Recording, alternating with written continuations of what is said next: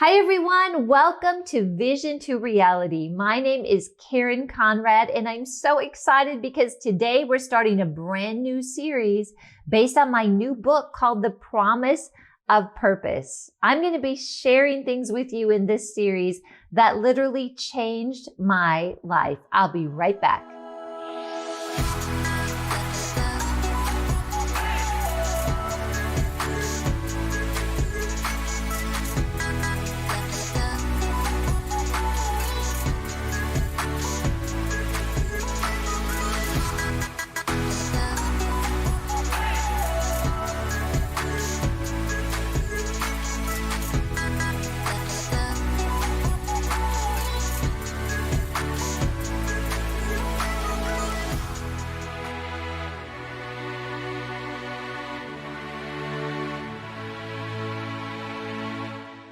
Thank you for joining me today. I'm just so excited about what we're going to talk about today because it's really a foundation of something that literally changed my life. Now I'm going to challenge you a little bit with some things. We're going to talk about 4 questions that I think everybody has asked the Lord at some point or another in their life. And then we're going to go through the life of Hagar and talk about a really interesting situation she found herself in that the Lord met her. And as we go through this, I really believe that you and I are going to find ourselves in a position that really ministers to us with the similarities, you might say, or we might be going through things that we didn't realize were actually similar, but it's going to be a big source of encouragement for you. And I believe it's going to answer some questions that you have had over the years, over your lifetime in your heart. So are you ready for those 4 questions? I'm going to tell you what the questions are, but I'm not going to give you the answers yet because we're going to see it through the life of Hagar. Okay, here's the questions. You might want to write this down. Why am I here? I think all of us have asked that question at some point or another, like, why am I here? Why do I even exist? Why was I born? Second question, why am I alive? That's an interesting one, and it's different than why am I here?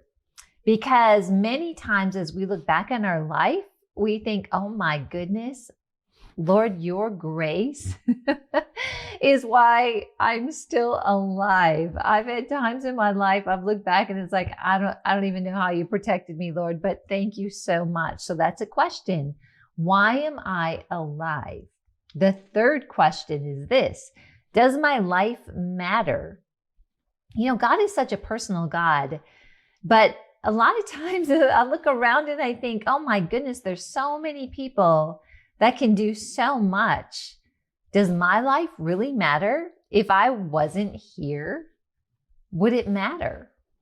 And I'm not going to answer it. I'm tempted to, but I'm going to wait and answer that one. All right, number 4. Does God even see me?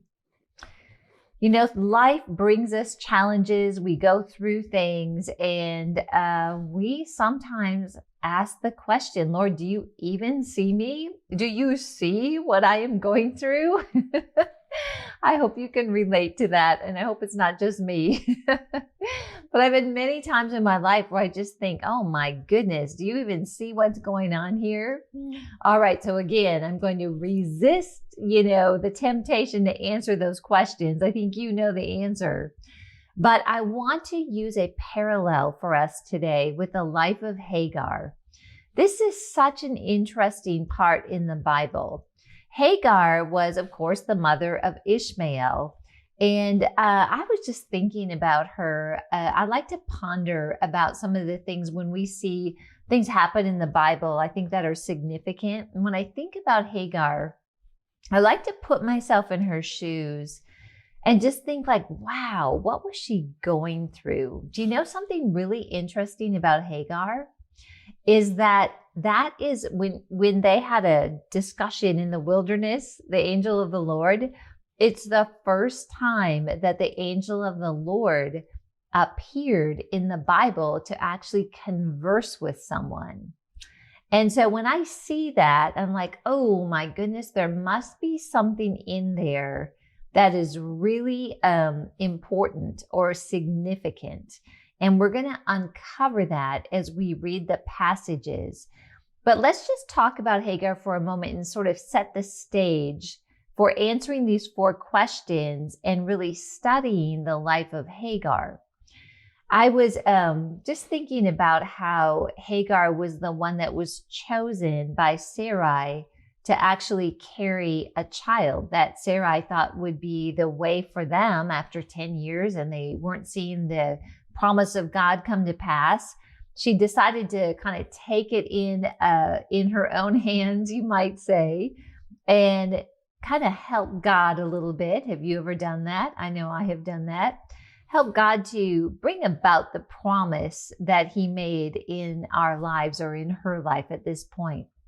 So she chose Hagar, her maidservant. And just thinking about that, that is a point at which Sarai had to have a lot of trust in Hagar to be able to have her go into her husband and really believe that her vision of having a child in generations was going to come through this woman. So I want you to think about that. Hagar and Sarai at this point had to have a pretty good relationship for Sarai to trust Hagar to be a wife to Abram and to bear the children that was God's promise to her. Have you ever thought about that? I really didn't think about that until I wrote this book, The Promise of Purpose, and realized that there's so many correlations to Hagar in purpose. As a matter of fact, I really felt like it was a way to start the book. And what we're covering is the introduction to this book with the story of Hagar. But Hagar was probably favored. And I was thinking that if you look around and think about how many servants they may have had, and I don't necessarily know the numbers to that, but she was chosen probably out of a group of many, many servants to be entrusted with this vision. All right, so now let's take a look at what actually happened once Sarai decided and kind of concocted this idea that she was going to have a family through Hagar. I'm going to start in Genesis 16, verse 1. So grab your Bible and read this with me. And actually, I'm in a Spirit-filled Bible. This is one of my favorite Bibles. Gives you a lot of information. And I'm going to start here with verse 1. Now Sarai, Abram's wife, had borne him no children, and she had an Egyptian maidservant whose name was Hagar. All right, now I'm going to verse 2. So Sarai said to Abram, "See now, the Lord has restrained me from bearing children. Please go into my maid. Perhaps I shall obtain children by her." And Abram heeded the voice of Sarai. Let's stop right there for a moment. All right, remember I was mentioning that sometimes we want to help God along because it appears, since we haven't seen that promise, that he needs some help. I don't think it's a good idea based on this. And actually, this has really helped me to not push forward on some things and try to figure it out, which I tend to do. But she said that the Lord had restrained her from bearing children. That's significant because what she's saying is that God decided basically to not follow through with the promise he gave us. And you know, I don't believe that's true. I don't believe it was God who was restraining the promise of a son in this situation. But that's sometimes how we think, is we can think, well, if I'm not seeing what God promised me, there must be something wrong. God must want to do something different. It's really a temptation that we have when things aren't in the timing that you and I expect.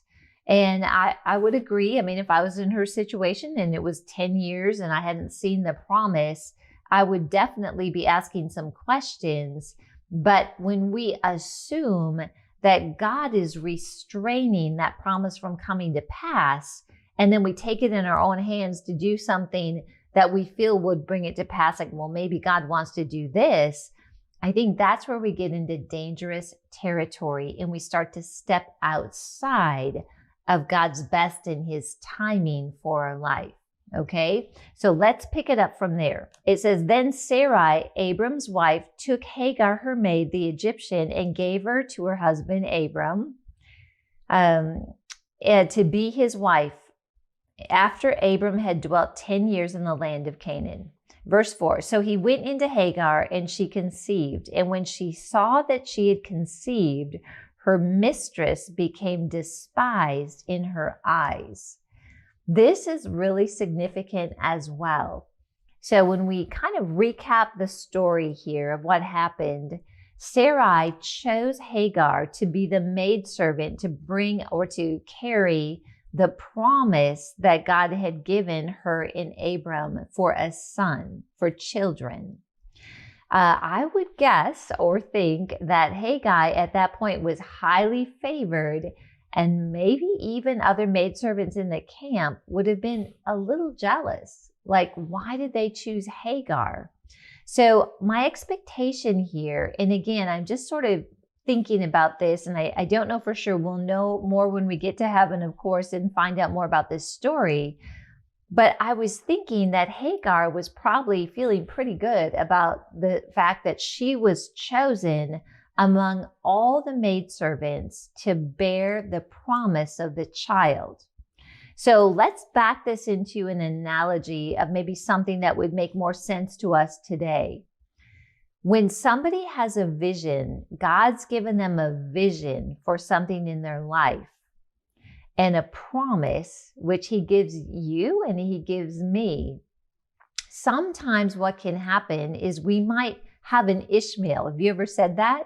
I've definitely said that, and I've heard it a lot in the Christian circles where, oh my goodness, I thought this is what I was supposed to do, but it was an Ishmael, or they had an Ishmael. Well, there's real people involved with the Ishmael. So in this situation, Hagar had to be highly favored by Abram and Sarai to have this very important position. But it's so interesting to me that when she actually conceived, which had everything to do with achieving the vision of the descendants, Hagar became like bitter. She became like she despised. That's what the word of God says. She despised Sarai. So going in, once the promise actually happened, or once what they were hoping would happen actually came about, she probably felt like, wow, I'm being used. Or she probably felt like, you know what? If it wasn't for me, this vision wouldn't come to pass. This promise wouldn't come to pass. And something happened in her that she really resented Sarai for being put in that position.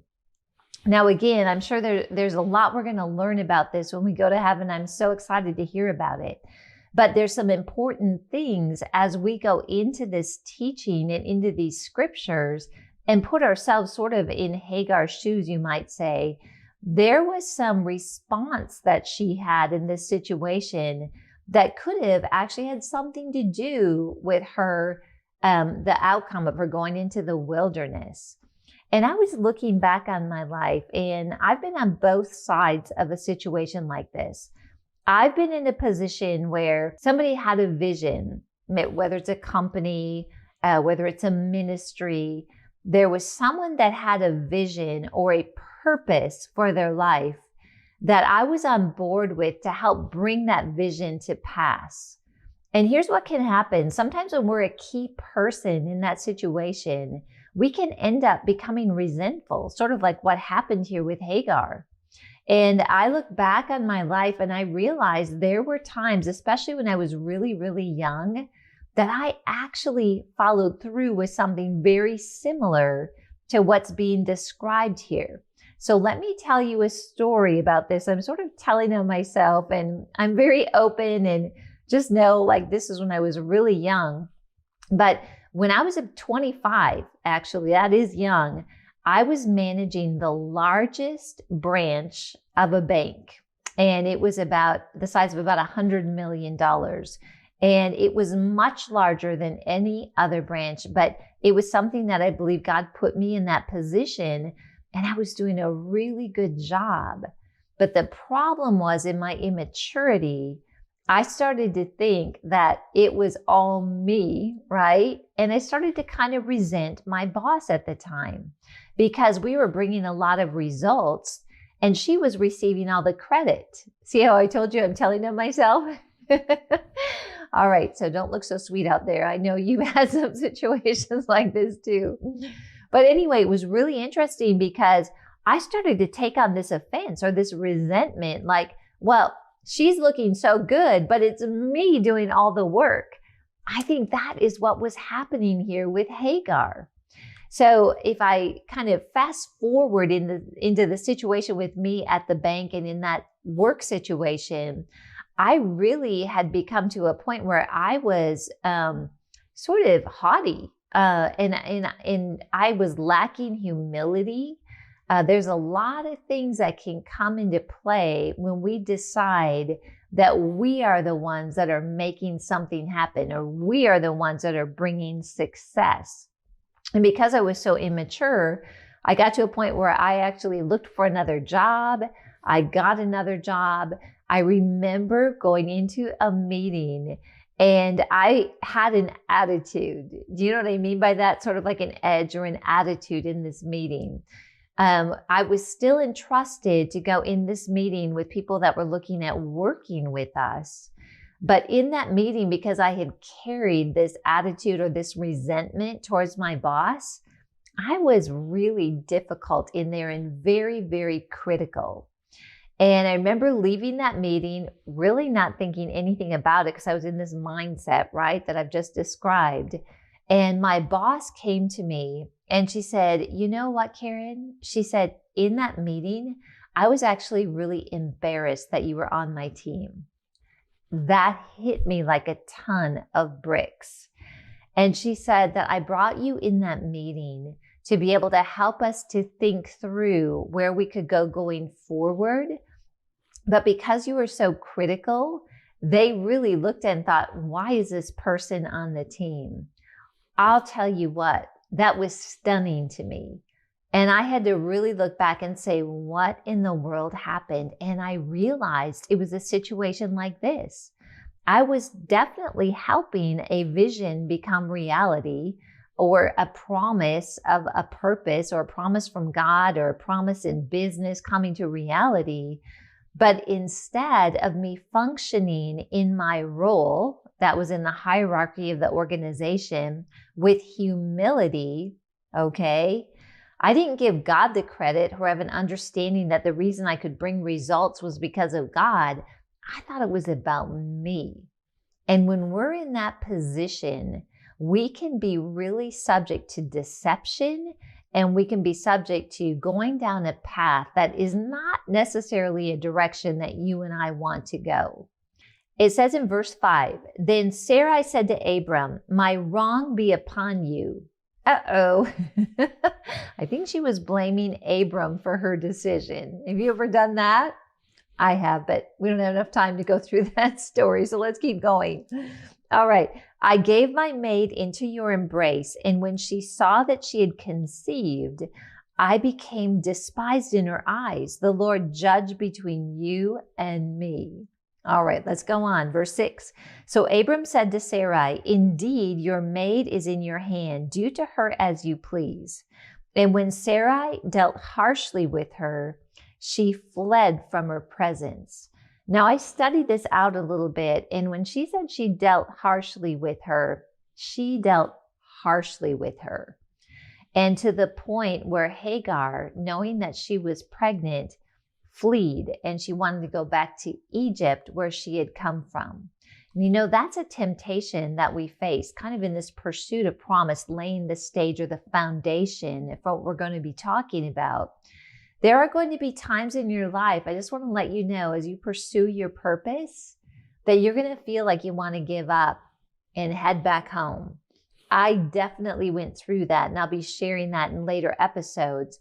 But this is a temptation that we all have, and I believe this is very purposeful for us to pay attention to. Because when we step out and we step out into doing the purpose that we believe God has called us to, when it's not comfortable, we either think we miss God or we think like, okay, that's it. I'm done. I'm headed back to where I came from. All right, let's go on to verse 7.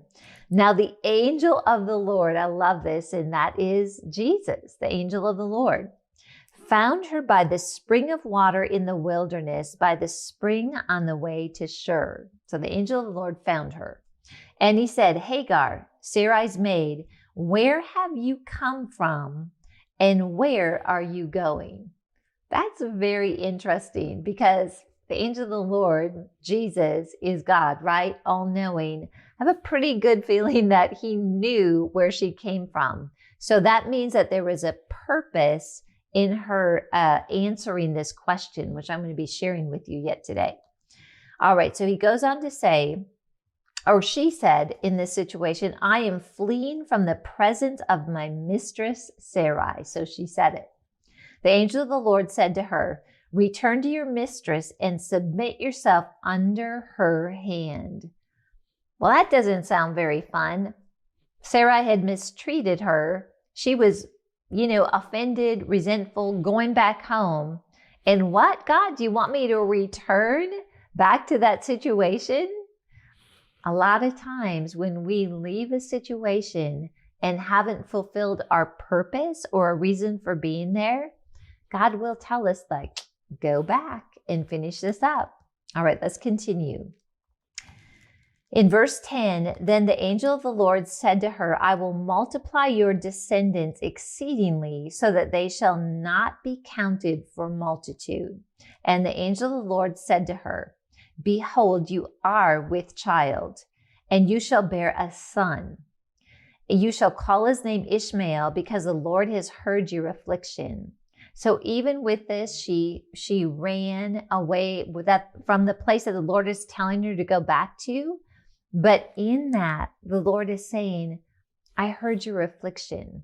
I love that, because when things get tough and we want to just run, God is right there saying, I see where you're at.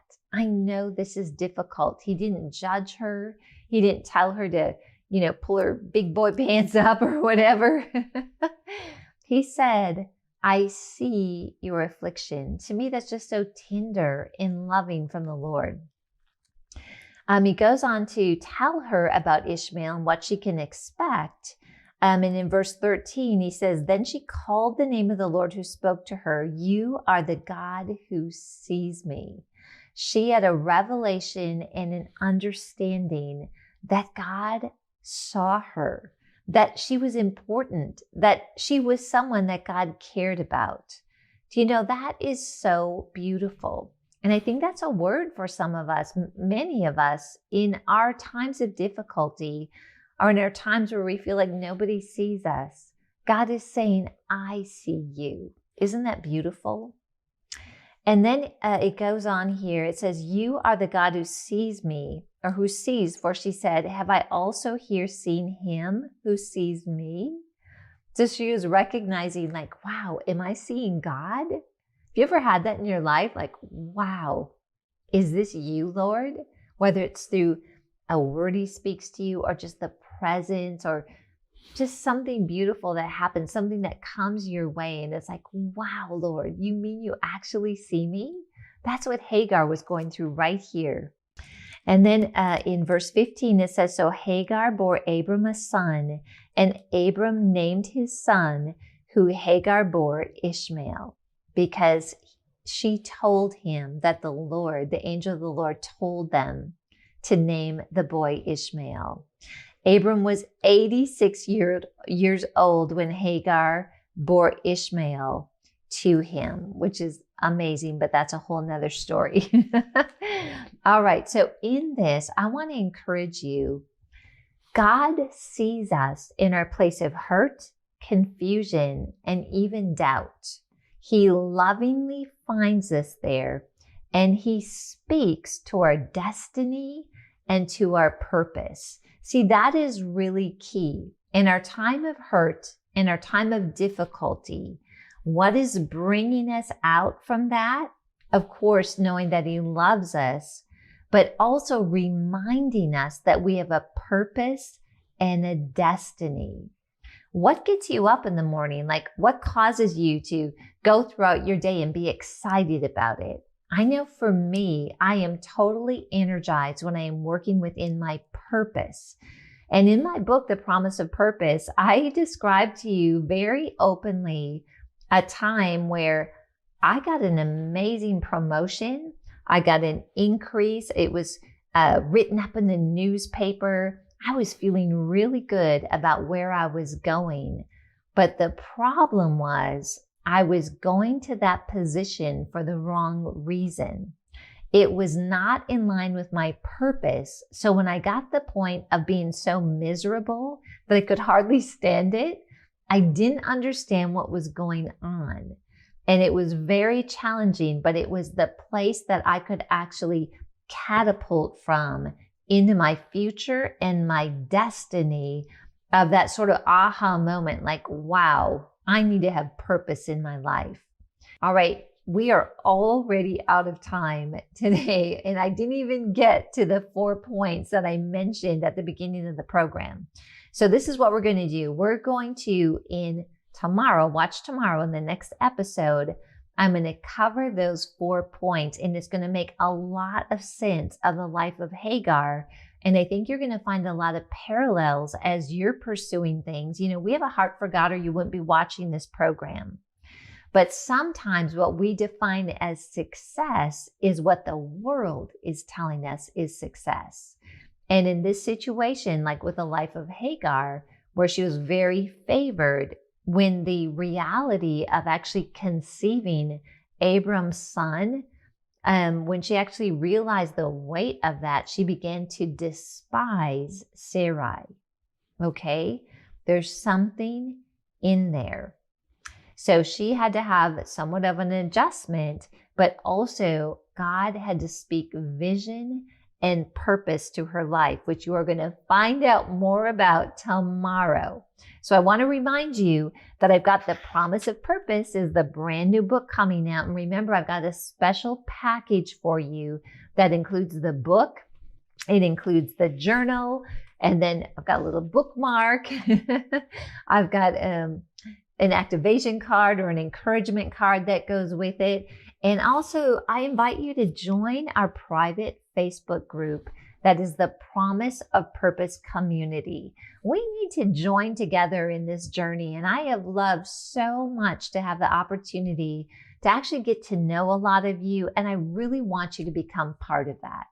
And you can do that by going to KarenConrad.net.